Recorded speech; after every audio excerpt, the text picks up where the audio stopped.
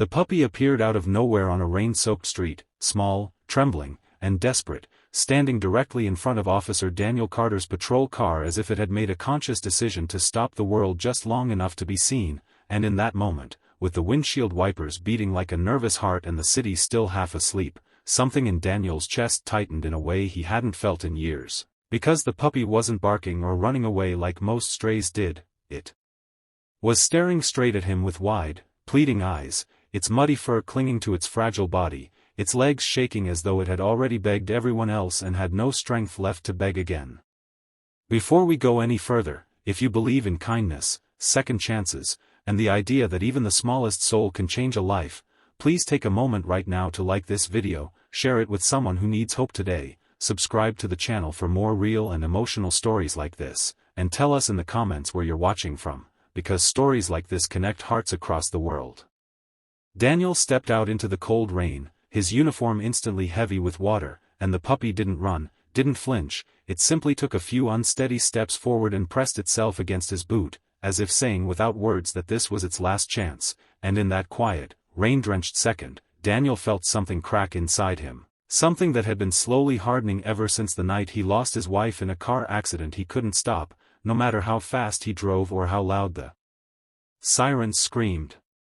Daniel had been a police officer for over a decade, known as dependable, calm, and distant, the kind of man who did his job well but kept his heart locked away, because opening it once had cost him everything.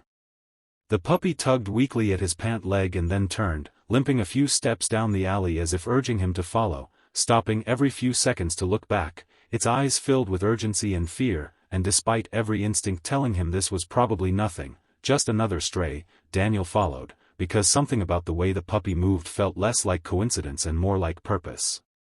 The alley smelled of damp concrete and rust, trash bags soaked and torn open, and the farther they went, the quieter the city became, until the puppy stopped beside a pile of broken wooden crates behind an abandoned building, where faint, almost invisible movement caught Daniel's eye, and that was when he saw it, another dog, larger, barely breathing, lying on her side with a deep wound along her flank, her ribs visible, her eyes half closed with exhaustion and pain.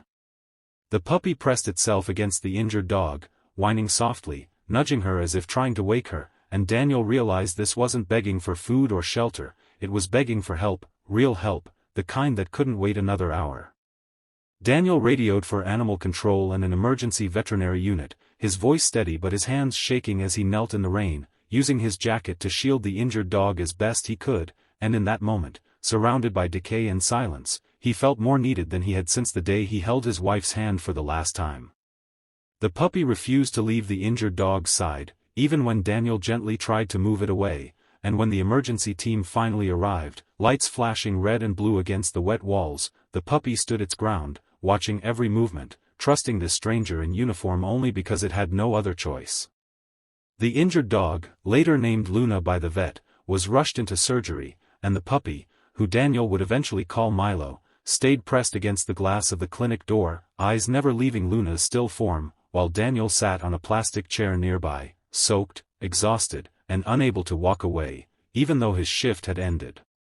Hours passed, and with every tick of the clock, Daniel felt something unfamiliar returning to him, a sense of waiting for hope instead of bracing for loss, and when the veterinarian finally emerged to say Luna would survive, thanks to arriving just in time, Daniel felt tears run down his face without shame, because for once, being just in time had meant everything. In the days that followed, Daniel visited the clinic daily, telling himself it was just a check on the dogs, but deep down knowing it was because the quiet of his apartment felt unbearable now that he had felt connection again. Milo would wag his tail wildly the moment he saw Daniel, bouncing despite his thin frame, while Luna slowly healed, her strength returning inch by inch, and the staff noticed how the hardened officer softened around them, how he laughed quietly when Milo stumbled over his own paws, how he sat on the floor just to be closer. As weeks passed, it became clear that Milo and Luna were inseparable, a small family bound by survival, and when the question of adoption came up, Daniel didn't answer right away, fear creeping in, whispering that loving again only meant losing again, but every night he went home to an empty apartment, and every morning he thought of Milo standing in the rain, choosing him, trusting him. The day Daniel finally brought Milo and Luna home, the sky was clear, sunlight spilling through the windows of his apartment for the first time in years, and as the dogs explored cautiously, sniffing corners and curling up on the rug, Daniel realized that healing didn't arrive all at once, it arrived quietly, through responsibility, routine, and small moments of joy. He began taking longer walks, meeting neighbors he had never spoken to before, smiling more, sleeping better, and people at work noticed the change, the way his eyes seemed lighter, the way he listened more patiently, the way he stopped seeing the world only through loss. Months later, the story of the puppy who begged an officer for help spread through the community, shared online, on local news, touching people who had never met Daniel but felt something shift inside them, and children began leaving drawings at the station of a small puppy with brave eyes, while donations poured into animal rescue programs, all sparked by one small act of trust on a rainy morning. Daniel would often sit on a park bench, Milo at his feet and Luna resting calmly beside him, watching the world move by, thinking about how close he had come to driving past that alley, to missing everything that came after, and understanding that sometimes life doesn't heal you by taking away the pain, it heals you by giving you something worth protecting again. If this story has touched your heart even a little, if you felt that quiet ache turn into warmth as Milo's bravery changed everything, please take a moment to like this video, share it with someone who believes in compassion, and subscribe to the channel so more stories like this can reach the people who need them most. And just before we end, we'd love to hear from you in the comments. Tell us what this story made you feel, or share a moment when an animal or a stranger changed your life in an unexpected way, because your story might be the hope someone else is waiting for.